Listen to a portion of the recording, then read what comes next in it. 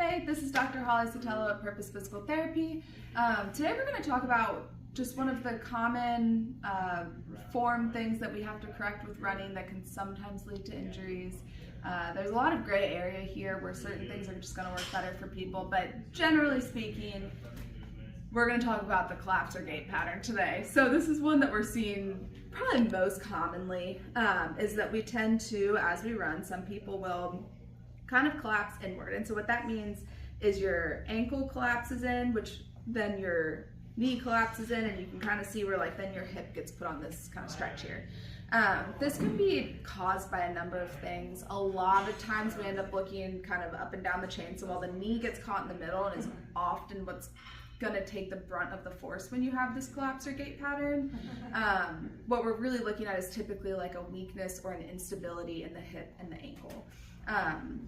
Sometimes you'll get some hip pain, maybe some lateral hip pain, just because you're constantly putting on a stretch. Maybe there's some weakness here, and so because of that weakness, we might get an overuse injury like a tendonitis, but we also see a lot of knee issues stem from this, so kind of where you're getting any kind of medial stress, so stress on the inside of the knee causing pain there, tendonitis in the patellar tendon, things like that. So some of the things that I really like to address with this does start with foot mechanics. So if you've ever seen foot yoga before, being able to engage a lot of the muscles in your feet can be really important. Part of this is being able to lift up your arch. So I'll kind of show that, and we'll incorporate this in with a lot of balance activities to make it harder. So first, you just kind of call it the short foot. So you kind of take your foot, starts neutral, and then you try to kind of squeeze it so that the ball of your foot kind of comes towards your heel, and you can see how naturally the arch of my foot kind of lifts up. And if you actually look at me dead on too while I do this, if you kind of can see my knees a little bit through the pants right here, as I'm in neutral, my knees are maybe straight on, maybe a little bit inward. But then if I lift up the arch of my foot, you can see kind of my knee all of a sudden starts to turn out a little bit. So even just this simple thing of engaging that arch and creating a little bit more support through the foot really changes the mechanics up the chain pretty significantly.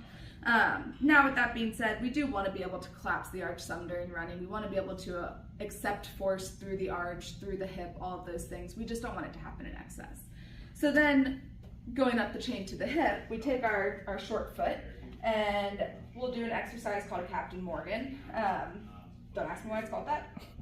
You're going to push your knee into the wall while you're kind of in this nice stance here. And what I like about this is it kind of recreates that mid stance. So in that running gait, you've got kind of your initial stance here where your heel or your foot touches, and then you've got mid stance as you come through here and your body weight is kind of fully over your foot. That's where we're going to see a lot of that collapsor pattern happening naturally, because it's where you're absorbing a lot of force. So right here, we're kind of recreating that stance. And so what I'll have people do is just to start, work on pushing the knee into the wall while keeping the inside of your foot on the stance foot pressed into the ground. And when you do this and you stay really straight over your body, you'll feel that stance leg really, really engage. Then take it a step further, make it a little bit harder. That's where we can add in that short foot. So if you do all the things I just said, but then you kind of engage through the arch of that foot, you'll feel then where the ankle and foot starts to engage a little bit more to create that support for you.